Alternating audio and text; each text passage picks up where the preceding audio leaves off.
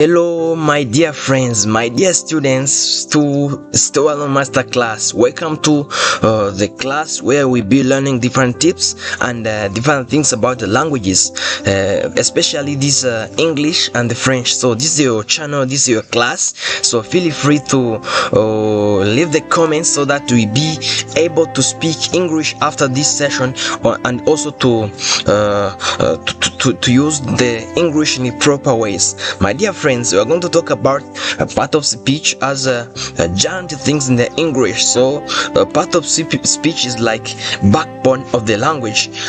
So nowadays we're going to start with nouns and the pronouns. These are essential and giant things in our daily life. My dear students, imagine a world where every person had to say the full name of everything and every single time. Like we have said, Maria lost Maria's book and Maria wants Maria's mother to help Maria. My dear friends, it's a crazy things. Ntibishoboka, sibyo? Ntibishoboka kabisa. Niyo mpamvu habaho amazina hakabaho n'insimburazina. That's good. Hanyuma nk'ibisanzwe, that's your teacher Shema Aime, and we shall see different things in languages, and also we learn how to write different documents like letters, like CVs and others. So you have to be attentive and to stay with us to discover more. So it's important to be with you to teach you these things, or to have conversation about the different things on languages. So to be a very good thing. So nowadays we are going to talk about the nouns and the pronouns. As I said, we've started with the incorrect sentence. As I said, imagine saying that Maria said Maria lost Maria's book and Maria wants Maria's mother to help Maria. This is a sentence. Imagine. This is the reason why we are going to talk about this, because it's important things that can help us to know or how to use English nouns and pronouns and expressions related to this parts of the speech. Okay, today you are going to learn Spahilos of English nouns and pronouns. So we are going to start with nouns. First of all, noun is a word that serves to name a person, a place, thing, or idea, right? To name a person, place, thing, or idea, or animal. For example, a person like me, teacher, and Maria, Leonard, Pacific, and other names that represents a person. Also, we use noun for place. Nouns refer to place like Kigali, Nyagatale, Huye, River Nile, Nyanza, and others. Also refer to things like phone, bow, chocolate, cake, and others. Also there is animals like cat, dog, elephant, and others, plus ideas like love, freedom, and happiness. That's what we call nouns, right? Also, these are central figure in almost any sentence, typically acting as the subjects, the performer or doer of the action, or the objects receive of the action. Sibyo? Ubundi iyo tuvuze izina ni ikintu cyerekana, cyangwa se ubundi iyo tuvuze izina abantu bahita babyumva, sibyo? Izina witwa niryo rikuranga, sibyo? Hanyuma iyo tuvuze noun hano ni izina ubundi byerekana ibintu byose, sibyo? Tumaze kubivuga, we talked about them. Tuvuze ko ushobora kwerekana umuntu, ikintu, inyamaswa, cyangwa se igitekerezo. That's what we call a name cyangwa se noun, sibyo? Hanyuma hari ubwoko butandukanye bw'aya mazina cyangwa se of these nouns, systematically categorized based on their specific physical existence and ability to be counted. That's right. Okay, let we move to the first types of nouns. My dear friends, tell me the types of nouns that you know in the comments. Mbwira kabisa, jya muri comment mbwire. This is the class, you have to feel free kugira ngo byose bigende neza cyane. That's right, your answers are correct. Muvuze neza cyane kabisa, ibisubizo byanyu mwese mutanze muri comment.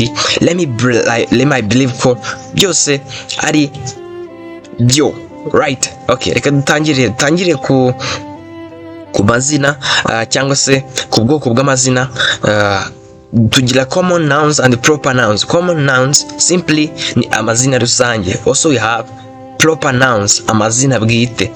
Urumva? Let we start with the common nouns. These are generic, non-specific names for any personal, place or thing. They are usually only capitalized when they can be when they start the sentence. For example, country, mountain, language, university, teacher. Ngo amazina bwite ni amazina nyine aba ari non-specific, adaspecific cyangwa se atavuga muri rusange icyo ushaka kuvuga, icyo uri kuvuga ashaka kuvuga. Aya mazina usanga ahuriweho n'abantu bose mu rurimi, sibyo? Nk'ugiye tuvuze tuti country, igihugu, urumva ni izina riri common, ntago specific ngo ni ikihe gihugu n'u Rwanda se. When we say mountain, you are not specifying what we are talking about. Language, university, teacher, these are the common nouns, amazina rusange, amazina ahuriweho, sibyo? Katika Kiswahili tunasema ni majina ya kawaida. Na amazina nyine bahuriyeho asanzwe akoreshwa, sibyo? Also we have proper nouns. These are specific, unique names of individuals, particular place or specific organization. These names must always be capitalized because the capitalization act as maker of this singular, unique identity and example. Okay, that's good. An example like Rwanda, you see, Mount Kalisimbi, Kinyarwanda, the University of Rwanda, Professor Mukama. That's nice. Okay, we say Rwanda. It is wrong to specify what we are talking about. This is Rwanda. Sibyo must be start with a capital letter. You say Mount Kalisimbi. We specify the mountain. Sibyo. We say Kinyarwanda. You specified the language. The University of Rwanda. You specified the school. Professor Mukamana. You specified who. That's proper nouns. Amazina bwite yihariwe n'abantu. Sibyo. That's proper nouns. Also you have concrete nouns and absolute nouns. My dear friends, pay attention here. Bango abantu benshi hano bahagirira confusion cyangwa se bibazaho byinshi bigendanye nuko aya ubwoko bw'amazina busa n'ubucanganye sometimes. For example, we have concrete nouns. When we say concrete nouns, these are name things that are physical and can be perceived by five senses. Bango aya mazina concrete nouns ni amazina ushobora kubona mu gihe ukoresheje ibyumviro bitanu tugira, sibyo? These five senses are like hear, taste, touch, smell, and okay, these are 1, 2, 3, 4. Okay, we have taste, touch, hear, smell, and touch. Okay, that's good. Let me see them. Where bango ibyo byumva bitanu harimo something that you can touch, cyane cyambere, that you can smell, that you can taste, that you can hear. Ibyo ni ibyumvo byacu bigera muri bitanu. For example, you can taste bread, you can hear to music, you can smell perfume, you can touch on the phone. These are five senses. That's what you call abstract nouns. Also there is concrete nouns. Okay, sorry, concrete nouns niho dukoresha five senses: taste, touch, smell, and hear. Hanyuma you can touch the music. Oh no, sorry, you can touch to the desk, you can hear to the music, you can smell the smoke, you can taste the cake, you can smell the perfume, you can touch on the chair. That's concrete nouns. Also there is abstract nouns. These are concepts, qualities and ideas. Tukivuga abstract, umva igitekerezo cyangwa se quality cyangwa se like concepts, qualities and ideas. Ngo ni ibintu biri nani physical, sibyo? Ikintu dushobora gufata, ibyo twita abstract nouns. They exist only in thoughts, emotion or theory, sibyo? Ibyo biba mu bwonko bwacu, mu byiyumvo byacu cyangwa se mu matheory, sibyo? Urugero, justice ntabwo dushobora kuyikoraho, sibyo? Ntabwo dushobora kuyihumeka, ntabwo dushobora kuyitesting. There is freedom. ushobora gukora se ku bwigenge? Impossible. Is transformative education, you can't touch on it, you can't hear them. So there is patriotism, democracy. These are the ideas. Nko tukivuga abstract nouns, ugomba kumva ko ari ibitekerezo cyangwa se emotions, ibintu dushobora gufata, sibyo?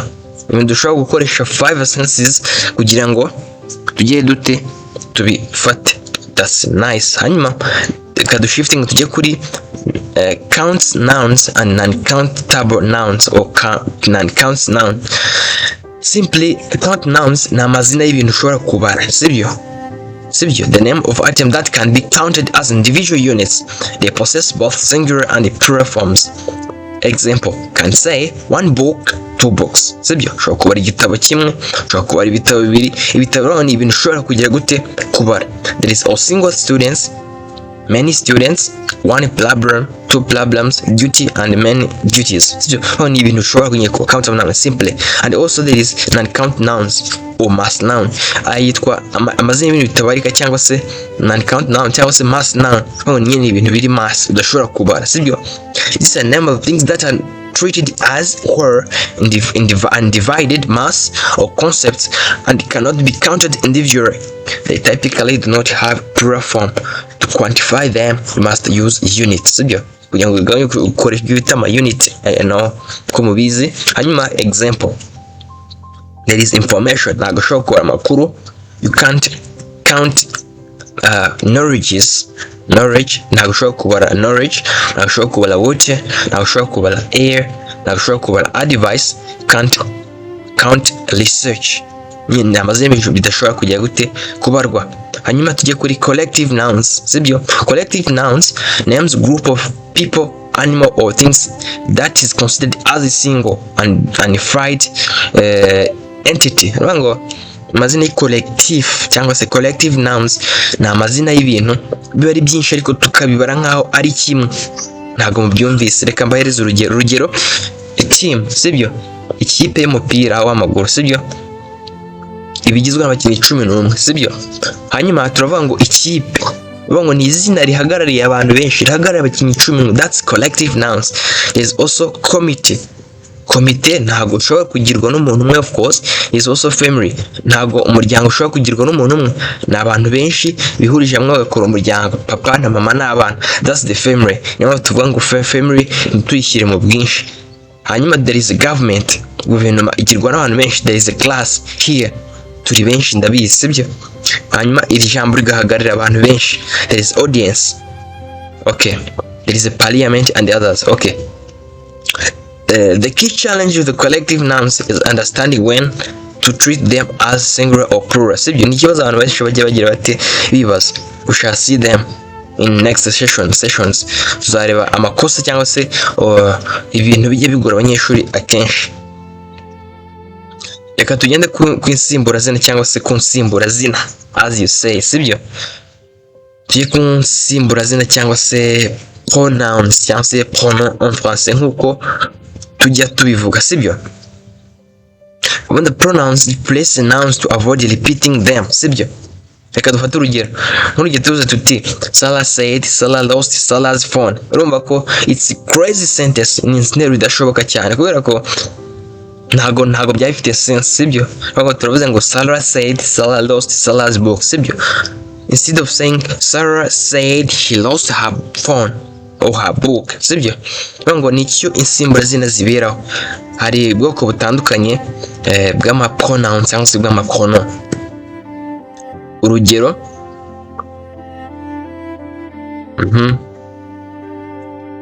there is personal pronouns, sibyo? Insimburazina, personal pronouns you have I, you, he, she, it, we, and they. These are personal pronouns. Ana amazina, means ni insimburazina zisimbura abantu, sibyo? He stole any fries, sibyo? Na ni insimburazina zisimbura abantu. Izo ngizo turazizi. Hanyuma these are refer to specific individual, sibyo? Things will change their form case depending on whether they are subjects or the objects. For example, went to the library, I, me. Is I isimbuye njyewe. Analyzed the data, she, we. they studied for the exam. Object example like the teacher gave the notes to me, or to them, possibly. The lecturer benefits them. That's good. Okay, there is also possessive pronouns. These show ownership and stand alone, replacing possessive noun place. Sibyo? Ngo ibi byerekana nyiri ikintu, sibyo? Ni insimbura zende ko yerekana nyiri ikintu, sibyo? The ownership of the and the stand alone, sibyo? That book is mine. Remember, mine, these are possessive, sibyo? There's also the responsibilities for project is theirs. Ni ibyabo, sibyo? Is mine, ni ibyanjye. That's what you call possessive pronouns, like mine, yours, his, her, ours, and theirs. Also there is, okay, good kwa shiftinze, there is reflexive and intensive pronouns. Both types are ends in self and selves, sibyo? Like reflexive pronouns, essentially it reflects the actions back onto the subjects and is essential to the sentence's completeness. Ngo is reflexive. Ntabwo nimukumva ijambo reflection, ngo bigarukira nyiri gikorwa n'ubundi uri kugikora. For example, the children amused themselves. Rumva bongo themselves igusima n'undi w'abanyeshuri amuse themselves, removing themselves, it is incomplete sentence. Bongo ntabwo yaba interuro yuzuye, sibyo? That's what you call reflexive pronoun. Reka ngo arizo nduru kugira ngo uhite ugira gute ubyumva. Mvuze ngo I blamed myself but it's really my fault, sibyo? Nanjye nigaye, sibyo? Bongo nigaye, I ni njyewe, hanyuma gukurikiza verb blamed in the past, myself. Ngo wakwiye kuvuze wongeye ukavugamo izina ryawe, ariko myself isimbo izina ryawe. That's we call reflective or reflexive pronouns. There is also intensive pronouns used to emphasize, used purely for emphasizes and can be removed without changing the sentence's core meaning, sibyo? Example, ikoreshwa mu gutsindagira ibintu, sibyo? Ushaka gutsindagira ibintu, it is used for emphasizing, sibyo? Urugero, I myself will lead the discussion, sibyo? Njyewe ubwanjye, sibyo? Mimi mwenyewe katika Kiswahili ndipo tunasema, sibyo? Mu Kiswahili turabyita ni majina ya kusisitiza.